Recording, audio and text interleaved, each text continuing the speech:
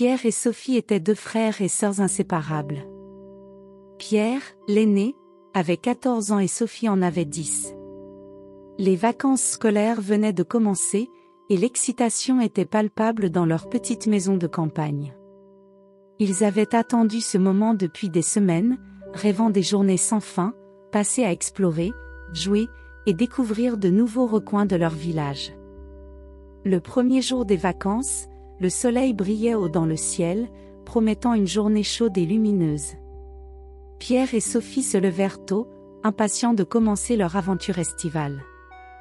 Leur mère leur avait préparé un panier de pique-nique rempli de délicieuses tartines, de fruits frais et de jus de pommes fait maison.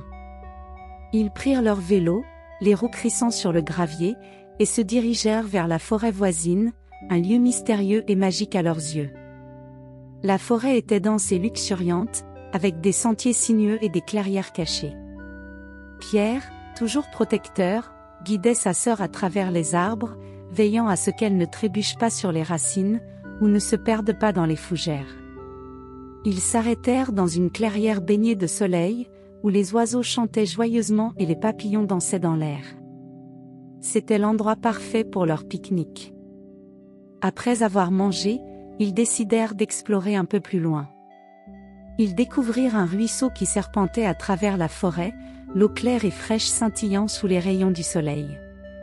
Pierre proposa de construire un barrage avec des pierres et des branches pour voir si l'eau pourrait être détournée.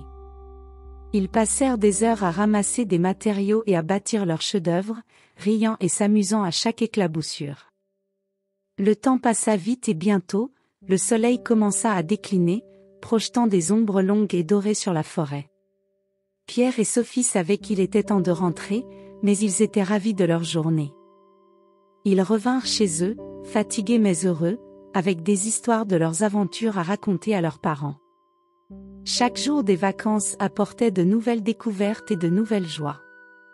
Ils explorèrent les champs de blé doré, escaladèrent les collines environnantes pour admirer la vue imprenable sur la vallée, et passèrent des après-midi entiers à lire des livres sous le grand chêne du jardin. Pierre enseigna à Sophie comment grimper aux arbres, et Sophie, en retour, lui montra comment repérer les constellations dans le ciel nocturne. Les soirées étaient tout aussi magiques que les journées. Ils faisaient des feux de camp dans le jardin, grillant des guimauves et racontant des histoires sous les étoiles. Pierre aimait particulièrement raconter des légendes locales, mêlant réalité et imagination, ce qui fascinait toujours Sophie. Les semaines passèrent rapidement, remplies de rires, de jeux et de moments inoubliables. Les deux enfants se rapprochèrent encore plus pendant ces vacances, renforçant leur lien fraternel par des souvenirs partagés et des aventures communes.